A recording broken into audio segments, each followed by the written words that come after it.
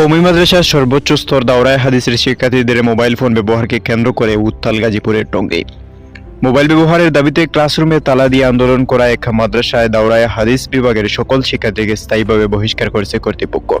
এতে শিক্ষার্থী শূন্য হয়ে পড়েছে ওই মাদ্রাসার তাকমিল বিভাগ।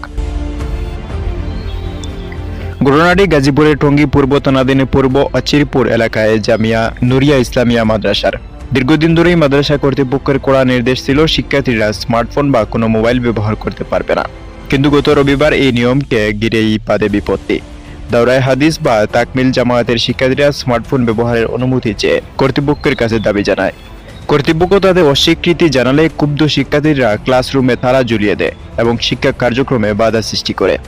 মাদ্রাসা কর্তৃপক্ষ জানায়, নিয়ম ভঙ্গের শিক্ষার্থীরা বিশৃঙ্খলা সৃষ্টি করায় জরুরি বৈঠকে বসে পরিচালনা কমিটি শৃঙ্খলা ভঙ্গের অভিযোগ এবং মাদ্রাসার নীতিমালার প্রতি বিদ্যাঙ্গুলি প্রদর্শন করার দায়ে এই বিভাগের সকল শিক্ষার্থীকে স্থায়ীভাবে বহিষ্কার করার সিদ্ধান্ত নেওয়া হয়েছে।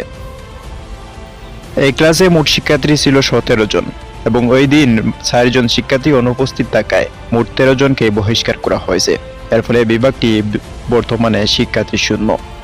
এ ঘটনায় স্থানীয় এলাকা ও কওমি অঙ্গনে মিশ্র প্রতিক্রিয়া সৃষ্টি হয়েছে। আল হাইয়াতুল উলা এবং সংশ্লিষ্ট বোর্ডগুলো বারবারই বলে আসছে, পড়াশোনার মান ও ধর্মীয় পরিবেশ বজায় রাখতে মাদ্রাসায় স্মার্টফোন ব্যবহার সম্পূর্ণ নিষিদ্ধ। টঙ্গীর এই কঠোর পদক্ষেপ অন্যান্য প্রতিষ্ঠানের শিক্ষার্থীদের জন্য একটা বড় বার্তা হিসেবেও মনে করছেন অনেকে। তবে বহিষ্কৃত হওয়া 13 শিক্ষার্থীর শিক্ষা জীবন এখন চরম অনিশ্চয়তার মুখে। শৃঙ্খলা রক্ষার এমন কঠোর সিদ্ধান্ত কি আসলেই সমাধান, নাকি শিক্ষার্থীদের কাউন্সিলিং এর প্রয়োজন ছিল, তা নিয়ে চলছে নানা বিতর্ক। আজকের মতো এখানেই শেষ করছি। পরবর্তী সংবাদ দেখতে আমাদের সাথে থাকুন। ধন্যবাদ।